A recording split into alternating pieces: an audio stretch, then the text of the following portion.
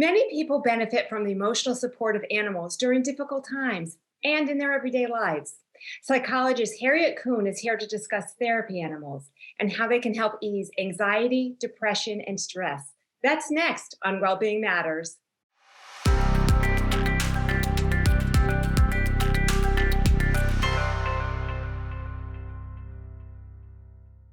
Thank you for tuning in to Wellbeing Matters. Harriet Kuhn has been a school psychologist for 30 years. She's also an advocate for therapy dogs in schools.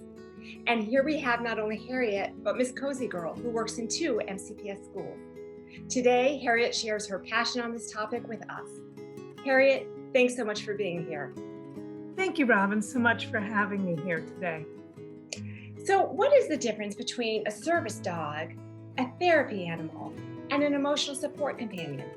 Therapy dogs are dogs that help people in hospitals, in nursing homes, in schools, in libraries, and they come into these locations in a handler and dog team. So that means that they go in and they work for a certain period of time with the general population in those locations.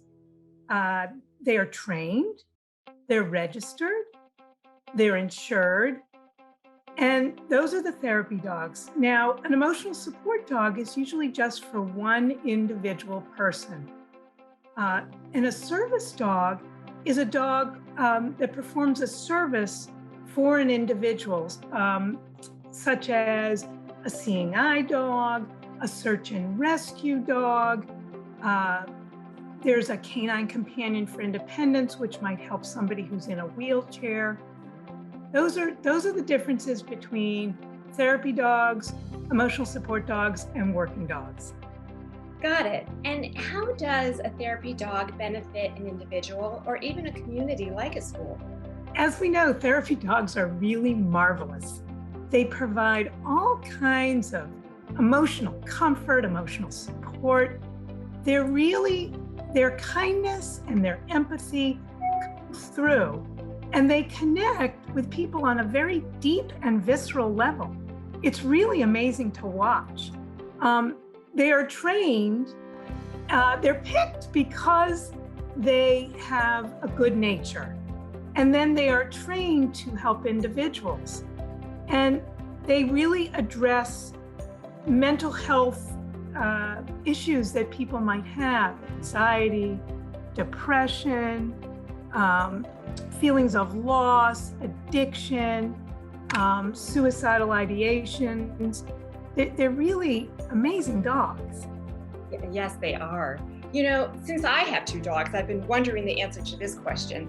How do I know if my dog or animal has the temperament to be a therapy animal?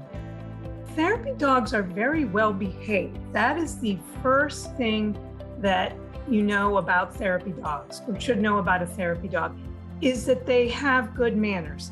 They know how to go into various organizations, and they're tested. They have to be tested by an organization to get the certification, and then they're part of a larger organization that sends teams of handlers and dogs into those locations that I mentioned before.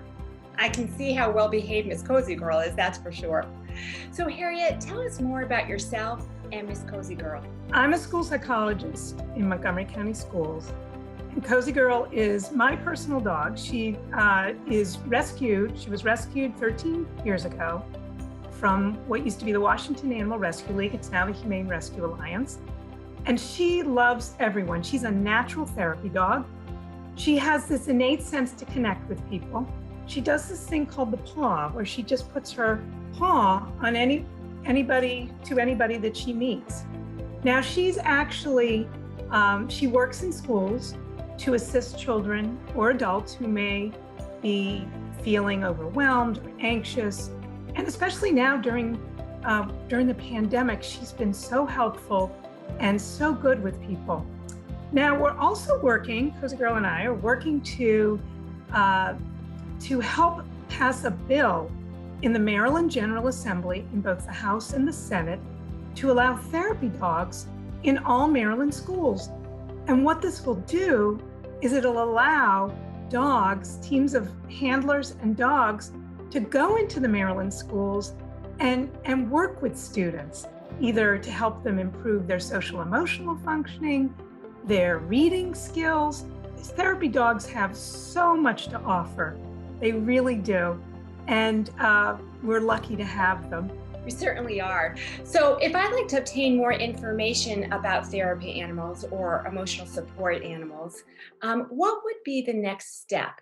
There are a list of national organizations that certify dogs, and they're all over the country. And there's also quite a few, I think there's 14 local organizations in the District, Maryland, and Virginia that really help individuals who would like to get their dogs certified be able to do so. And there's a test. Now, Cozy Girl, as you said, who works in two schools right now, she is also an American Kennel Club dog. She's an Alliance of Therapy dog, and she is a canine good citizen. So these are all national level organizations that have certified her. And Cozy Girl even has her own trading card. Oh my. Well, Cozy Girl and Harriet, thanks so much for joining us today. Thank you, Robin, for having me. And Cozy Girl, thanks you too.